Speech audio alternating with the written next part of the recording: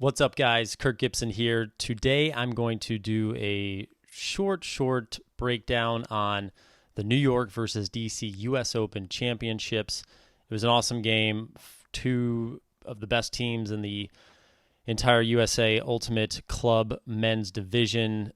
New York, clearly a juggernaut, and just by their roster, largely the favorite to win this year's championship. DC certainly was in the finals last year. So just excellent players on both sides. But I think New York is clearly just a juggernaut in terms of the star power that they have on their team. So that being said, DC was up in the first half. New York came back and ended up winning 15-13. And so what I'm going to do in this video is just talk about three specific things that DC can do to beat New York. And I think in this game, there was a few standout things that I wanted to call out and point to some examples that DC can do to ensure that they can put themselves in the best chance to beat New York. So with that, we're going to jump in. So the first thing that was noticeable was DC, normally a team that is just great in the short game, breaks the mark well, very patient, willing to take the extra throw, and with that, generally, they are very good across the entire field. Their efficiency is very high. But in this game, of course, defensive pressure high. They made some mistakes that cost them some easy points and potentially the game. So first point here is DC's up 6-4. Boxley had just caught the disc, was fouled, so he's getting it on the end zone. So DC right here has it on the end zone line. I'm going to play it, and you're going to see Boxley makes a cut, throws it to Ort, falls down. You're going to see right here. So Ort has a throw here. You see Norbon down here. Randolph's guarding him. Probably has a little bit of a backhand throw here. Antoine is guarding Boxley pretty tight, but you're going to see right here real quick.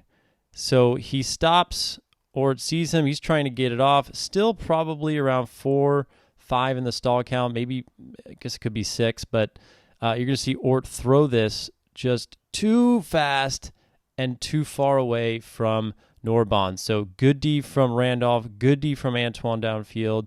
Cameron also good mark there, but that's one that you got to have. You got to find the open man, make a clean throw, and not rush it. So if he felt the pressure there, turnover right on the goal line to potentially go up 7-4. So that was one mistake. Okay, so this next clip is going to be AJ Merriman catching a huck here on Ben Yot. He's going to catch it right on the goal line. So he's got an opportune moment to take half 8-6, right? So they're going to have it right here on the goal line to take half 8-6. So watch. AJ Marin's going to make a great play over Ben Yot. So now he's got it on the goal line, okay? You basically have a 4-on-3 situation, okay? So there's really no excuse not to be able to at least get a clean pass off. But unfortunately, AJ Marin kind of rushes it and gets a little too cute. And as I play it here, he just throws a soft backhand right there, and Yacht, being the long body that he is, was able to make a play on it and get the D. So honestly, inexcusable. That was kind of too cute of a play and really kind of lazy. Could have just waited till he came around.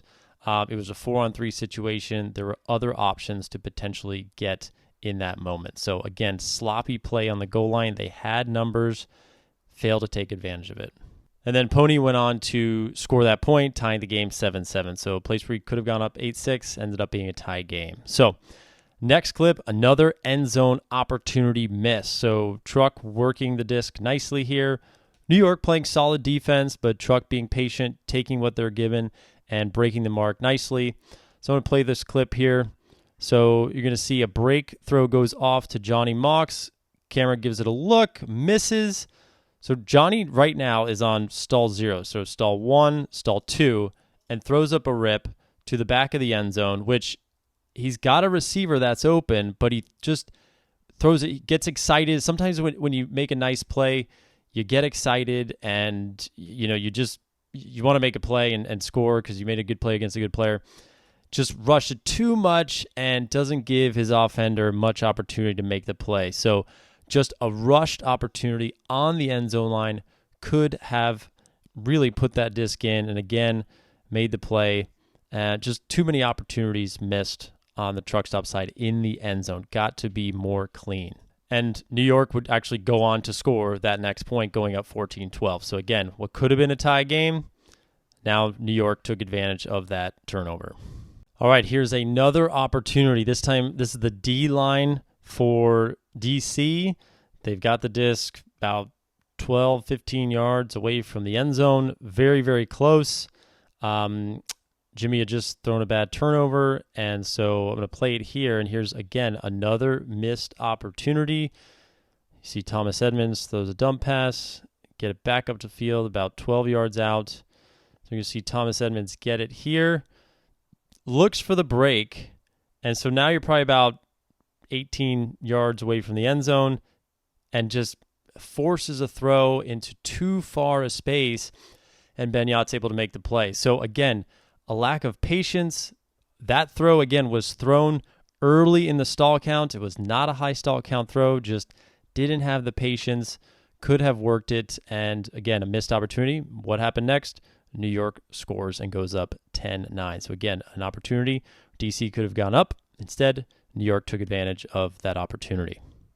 All right, so the next example of things that DC can do a little bit better wasn't as, I would say, detrimental as the end zone efficiency, but getting beat up the line. So there's a few examples where New York was able to take advantage of just some, just not being in the right play, or maybe better said, just not a heads-up defensive positioning. So you're going to see A.J. Merriman here. He's guarding Ryan Osgar, obviously good player, fast player, but you're going to see Ryan Osgar is going to fall down, and A.J. Merriman has every ability to get into the right position, fails to do so, and then lets Ryan beat him up the line for an easy opportunity. So watch this. So you're going to see make a cut, slips. So A.J. Merriman, Ryan's on the ground. You can see the mark here on the bottom part of your screen is marking no around, and then A.J. Merriman, he sees him fall down. He is now still underneath him. Okay, he should clearly be on the up line side, basically taking a step to his left. The stack is far away, so Randolph's going to have plenty of space. And just watch this here in fast motion when I start it up. You see A.J. Merriman now all of a sudden realizes Ryan's just getting up and just going to go. And A.J. just says, I'm in trouble here. Just fails to recognize, for a good thrower like Randolph, and especially on these top teams, that's an easy throw. That's an easy space shot, and Ryan's going to easily beat him there. So just not a heads-up play. Again, he was on the ground. Really an opportunity to reset as a defender and get in the right position. Failed to do so, resulted in an easy upline goal. All right, so now we're going to look at another set of uplines. These are all going to kind of be in a row here, as we're going to see. But New York basically beats truck stop up the line this entire point. Now, New York is very good at it, and if you look at the two New York players, Jimmy and Chris, you got two of the best in the business that are just strong players and easy, just can make it look easy getting up the line. Jimmy got a big body, can kind of just weasel his way in there. He's tough to get around, and Chris is just super, super fast. So you're going to see, I'm going to play it. You're going to see a couple upline passes. You're going to watch Chris here. I mean, Fall's a very fast defender, quick to feather. Chris just almost makes that look easy. Okay, so there's another upline throw. Okay, so now you're going to see Chris here. Fall, again, it looks like he's trying to deny the back, but he's really not in good position here. You're just going to see Chris get another upline. So it's just not in good positioning here. Sam Little just, again, finding the upline. Too easy. Okay, now look, it's almost looked like this was a strategy for truck stop to try to push them up the line, but look, Edmonds is now playing Jimmy on his kind of underneath side, and you're going to see here again, Jimmy now, he does reset. So he does reset, but Thomas is going to bite almost just too quickly on it. The marker is going to be there to stop a kind of a lateral throw. Plus, there was really nothing going. Chris was behind there, and watch Jimmy just make a nice little juke, gets beat up the line, and you just see those types of throws are just too easy. So Benyat again up the line. So number 3 in ways to beat PoNY is PoNY will give you the disc, and if they do, you've got to take advantage of Jimmy on the turnovers. Love Jimmy to death. Won a championship together in 2014. Such an amazing player and amazing talent. However, if you're looking to take down the Juggernaut, you got to find the weakness. And as good as Jimmy is on offense, his defense is lacking, especially compared to the rest of the offense. So I'm going to show you right here. You're going to see that Edmonds has the disc. So Edmonds was actually guarding Jimmy. Jimmy switches off to a less threatening player, Anderson. I don't know who he is. I've never seen him play before. That being said, I'm not as into the ultimate scene as I once was. So no offense to Anderson, but you're going to see Jimmy switches off thinking, hey, he's going to be less of a part of the offense. Well, you're going to see here that Anderson takes advantage of the opportunity. So just take a look and watch. So Yacht's guarding, cuts the dump, cuts up lines. So this wasn't really that great of a cut per se, but he takes the open space. Jimmy playing in, I would say, the right position, not quite close, but you see Little here actually gets broken. I'm not really sure what was going on there. Jimmy looking kind of slugging. So this wasn't a long point. So Jimmy looking tired. There was only about three. Jimmy had caught 3 passes before, all pretty short. It was roughly about 30 seconds before they had to play defense. So it's not like this was a long point. You're going to see Jimmy laboring, and Anderson's going to take advantage. So Anderson gets it. So marks it off. So you can see, just watch Jimmy, the defense that he's playing. So, he's on him. He's trying to stay close, but clearly laboring. And Anderson, this point, he's not even really, he's right here on the left side of your screen. He's not even really trying to command the disc here, but you're going to see a big chunk of their yardage are going to come from him. So just watch. You see Jimmy right there guarding Anderson in the middle of the screen, just kind of dumping it around. Here, Jimmy gets lazy, doesn't really follow him, just kind of jogging over. Anderson now got wide open. You're going to see him right now, just not even looking to get it. That wasn't even a commanding cut by Anderson, but Jimmy just was nowhere near him. So big opportunity for Truck Stop here, taking advantage of the Jimmy matchup, even though he tried to switch off from Edmonds, who is their bus driver. So smart move by New York. Edmonds is one of their bus drivers on the defensive offense, but again, good job by Anderson just taking advantage of the open space that Jimmy gave him.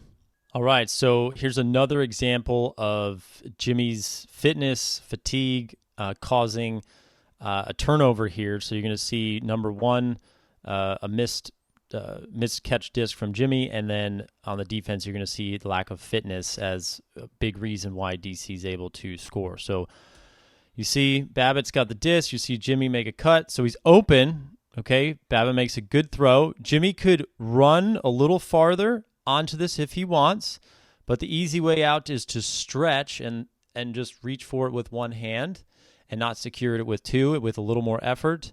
Clearly fatigue setting in, and Jimmy doinks the disc. So again, Jimmy, all-world player, doinks that, but again, that's a result of fitness and fatigue, lack of fitness and fatigue. So now, pausing it here, so PoNY on defense, and just watch Jimmy this whole point, 23, okay? So he's guarding Thomas Edmonds, who's the bus driver, still young player, Thomas Edmonds, good fitness, and you're just going to watch Jimmy just not really be close to his man the rest of this point. So he doesn't catch up to Thomas here, so you just see him try to switch, okay? And then this guy recognizes, Jimmy's on me, I'm going to run, so he just takes off deep. Jimmy asking for help again. So Harper finds it. So good team defense from New York. Now Jimmy's supposed to be guarding 44, and now is just really hanging in the lane, guarding, trying to just take up space. And that's really a result of fatigue and fitness. So you can see him. So again, just clogging the lane, trying to do his best because of the fatigue. So stops that throw. But again, that upline gets off. Now Jimmy's nowhere near his man, and that throw somehow doesn't go off. Not sure why. Now Jimmy just trying to pick up anybody that's close to him, and really just kind of a breakdown of Jimmy's. Again, Jimmy's not really guarding him. He's trying to just take up space, takes up the least amount of energy right there, not on the mark. And again, just laboring here. So again, DC was patient.